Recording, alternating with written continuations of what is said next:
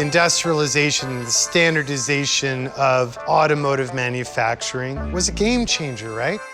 But to me, the most interesting products coming out are these clever mash-ups of traditional craftsmanship and modern solutions.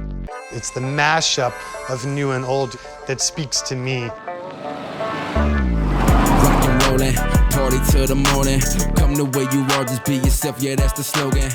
Jonathan Ward is the owner of Icon, an automotive shop that takes classic cars and infuses them with the best of modern technology. They're taking a 40-year-old car and essentially preparing it for its next 40 years.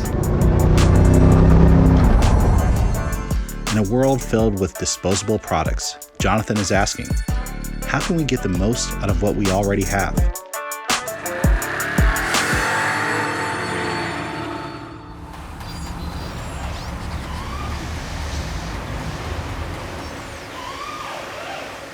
The name Icon was my wife's idea. To me, really, it represented that we're trying to reference iconic designs and principles even. With the rapid growth of industrial process and automation and the Industrial Revolution, I personally feel quantity overpowered quality in many cases. So to me, that's a part of our responsibility with Icon, is celebrate these vintage design icons, but evolve it into the future. The ultimate lead sled would be, by most people's judgment, a 49 to 51 Merc or Mercury Coupe. At a rapid glance, you see it on the side of the road, you may wonder if it even runs, but then they're like layers of onions, so you start peeling the layers back, like if you peek underneath it, you'll see what Adrian here is still toiling away and the rest of my team have done. So there are thousands and thousands of hours to reimagining this classic because of the pioneering EV system that's in it. So 200-mile range, 475 foot-pounds of torque, dual electric motors. For the EV charge ports, we do stuff like this, where we'll hide it behind the license plate. The power windows are controlled by what looks like the original analog crank, and you just nudge up and down from down. Obviously, we're running a digital touchscreen display because we had to monitor so many of the new electric vehicle circuits, but again, keeping the continuity, because I think that's when we jump the shark. When we do anything that impacts the whole vibe and romance of the vintage aesthetic, we have failed. This is Michael Tula.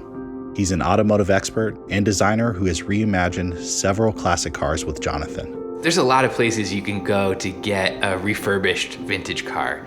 That's not really the business that Icon is in. I think it's really the only place you're gonna go to get this thing that is redesigned and reimagined for the next generation. Our collaborations usually start with Jonathan doing like a teardown of the vehicle. So we'll have a sense of, okay, like we want to upgrade the mirrors. We want to take a look at the badging or the door handles, or these are all the little parts of the vehicle that should be better.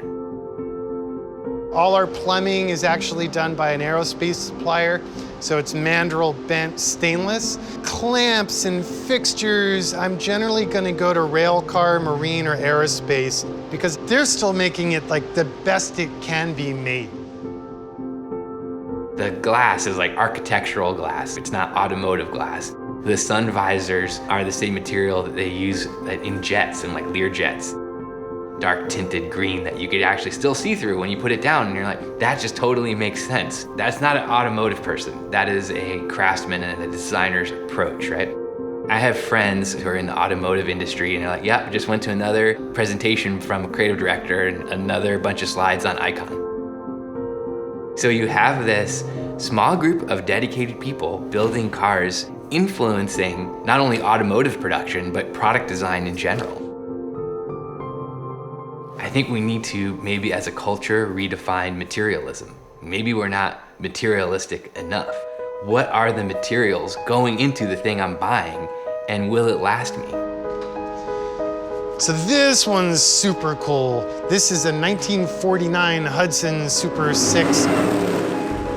One of my geek out side hobbies is traditional leather craft.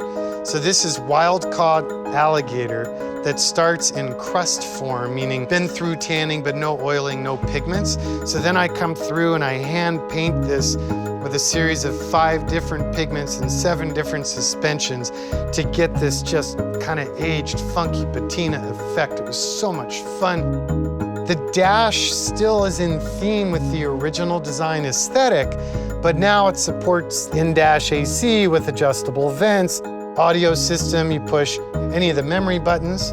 Considerations for details like that is sadly forgotten.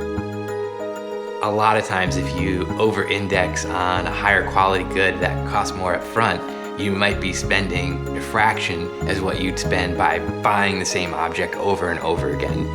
You'll save time, you'll save money, you'll enjoy yourself more, and you'll have a product that you enjoy using versus something you somewhat loathe but does the job. I'm seeing a movement of other makers and consumers that are starting to poke through the veneer of buying the cheapest possible thing that they need. So I'd like to think that reviving classic industrial arts will be an important part of the success of the American culture, and it makes me hope, you know, we're on the right path.